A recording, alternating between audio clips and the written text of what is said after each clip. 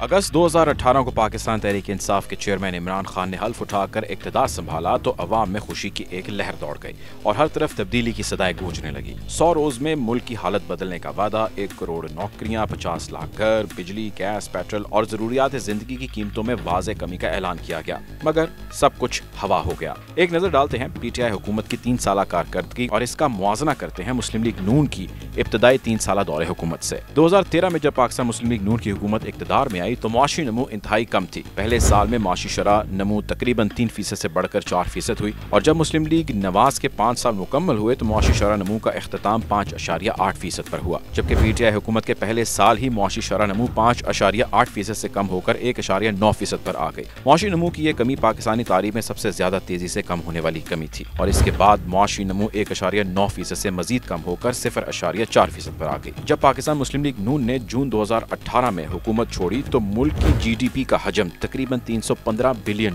था, जो कम होकर PTI हुकूमत में तकरीबन $265 बिलियन पर आ गया। इसके नतीजे में फीकस GDP $1652 से गिरकर $1355 हो गया। कीमतों में काबू न रखना मौजूदा दौरे हुकूमत की सबसे बड़ी मुआशी नाकामी तस्वुर की जाती है। मुस्लिम लीग नून के दौर में 2013 में महंगाई की शरह 7.69, 2014 में 7.19, 2015 में 2.53 रही, जबकि PTI के पहले 3 सालों की बात करें तो 2018 में 5.8, 2019 में 10.58, जबकि 2020 में 9.74 रही। बरामदात की बात करें तो नून लीग के दौर में 2013 में 30.88, अगले साल 29.9 और 2015 में 28.70 के करीब रही। बात करें PTI की तो बरामदात 2018 में 30.22 बिलियन डॉलर, जबकि 19 में 28.15 बिलियन डॉलर, जबकि 2020 में 25.30 बिलियन डॉलर रहा। बात करें अब दरामदात की तो नून लीग के दौर में इसका हजम 45 बिलियन डॉलर के लगभग रहा। बात करें PTI के दौरे हुकूमत की तो यहाँ दरामदात पहले साल 60.86 अरब डॉलर और साल 2020 में 56.40 अरब डॉलर के लगभग रहा। डॉलर रेट की बात करें तो नून लीग के पहले साल में डॉलर की कीमत 105.6, दूसरे साल 100.5 और साल 2015 में 100.6 के लगभग रही। पाकिस्तान तहरीक इंसाफ की हुकूमत के पहले साल डॉलर 121.57, 2019 में 150.20 और 2020 में 154.5 के करीब रहा। बेरोजगारी की बात करें तो मुस्लिम लीग के पहले साल में बेरोजगारी की शरह